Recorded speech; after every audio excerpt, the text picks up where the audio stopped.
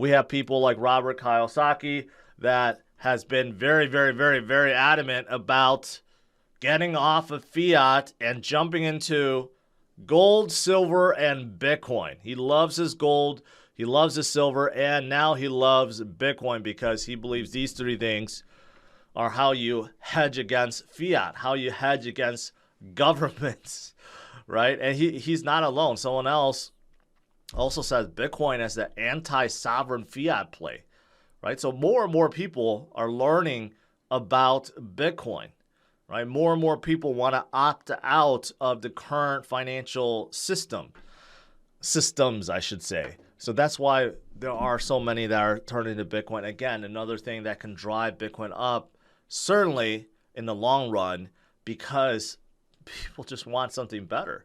They definitely want something better. And I did see this from Robert Kiyosaki. Sometimes people ask me, hey, George, I have a friend or my mother or my sister or my best friend. You know what? No matter what I say about Bitcoin, they just don't believe it. They think it's backed by nothing, and I can't convince them otherwise, right? Sometimes it's just a lost cause. You do what you can and you try to educate, but there are some that refuse to believe, refuse to listen, and refuse to help themselves. So this is what Robert said. Basically, don't teach pigs to sing and waste your time and annoys the pig. Why waste your time on pigs? They're stupid. Their minds are closed. Buy gold, silver, and Bitcoin and sing while pigs are crying. Take care.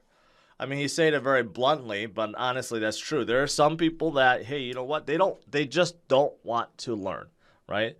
But as long as you do, as long as you know, you're better for it, right? So you do what you can and you ignore the haters or the ones that truly just refuse to believe otherwise. I did find something very interesting that I want to show you guys, led really by the miners. We know that Bitcoin is getting stronger. As hard as that may seem, or as hard as that may seem right now with price being down, right? But take a look at the hash rate. The hash rate is climbing, and at all-time high. Difficulty to mine Bitcoin is an all-time high too, right? So what does this mean? The miners are not going away. The miners that are supporting the network, they continue to get bigger and stronger, and so does Bitcoin's network, right? So the hash rate continues to go up, and that led me to this from Crypto Quant. Okay, I have shown you guys a lot of bottom indicators, a lot of reversal indicators, a lot of models that show Bitcoin about to reverse and go back up since we've been so stagnant for so long. But here's a very interesting one, and this makes a whole lot of sense. You look at the hash rate of Bitcoin compared to the mining revenue.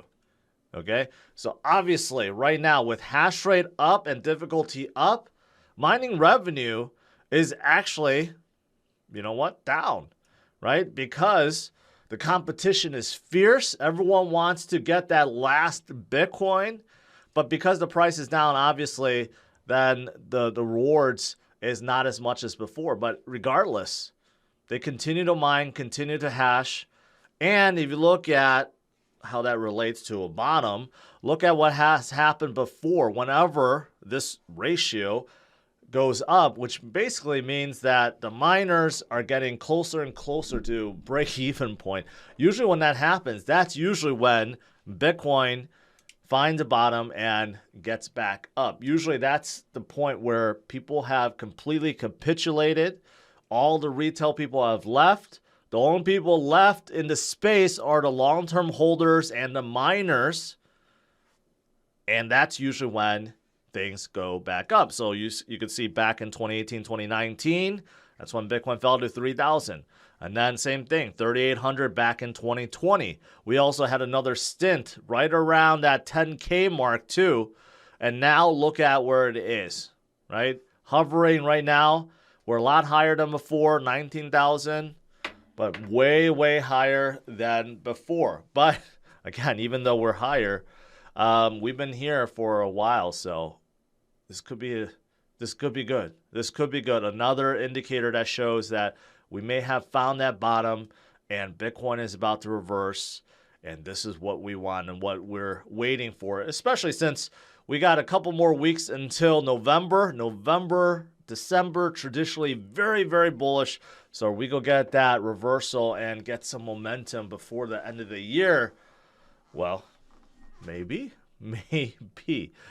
Now, moving on to Bitcoin. Excuse me. Bitcoin is now less volatile than the S&P 500 and NASDAQ for the first time since 2020. So that's pretty positive. Right now, Bitcoin is hovering right around 19,000. Yesterday it was like 19.1, 19.2. So it's a little bit lower.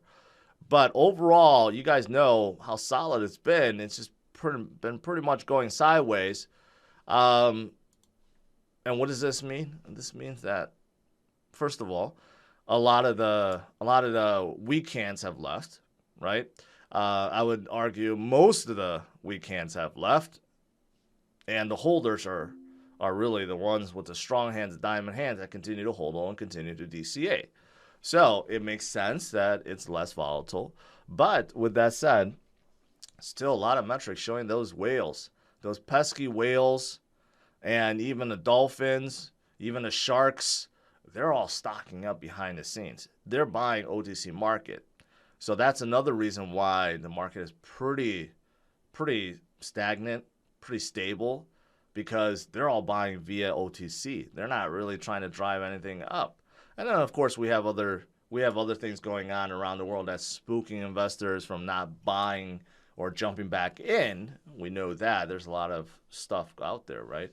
But whenever Bitcoin's volatility starts dropping, right, and we still see the metrics continue to rise as for number of addresses that hold any significant amount of Bitcoin, the hash rate of Bitcoin, that's all-time high. These are both all-time high. And combine that with distrust from the people of governments and money institutions around the world, right? It's just a matter of time Bitcoin breaks out of its current level before it heads higher.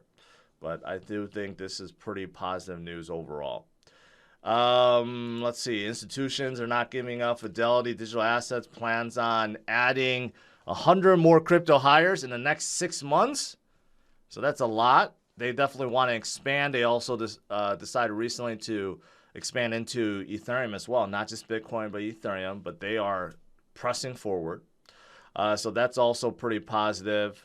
If you're looking to buy Bitcoin and crypto for the first time and you don't know where to get started, head over to CryptosRus.com and click on the best exchange guide. Within, you'll find a list of exchanges that I recommend and some that I use on a daily basis. Head over to CryptosRus.com or utilize the links in the description of this video.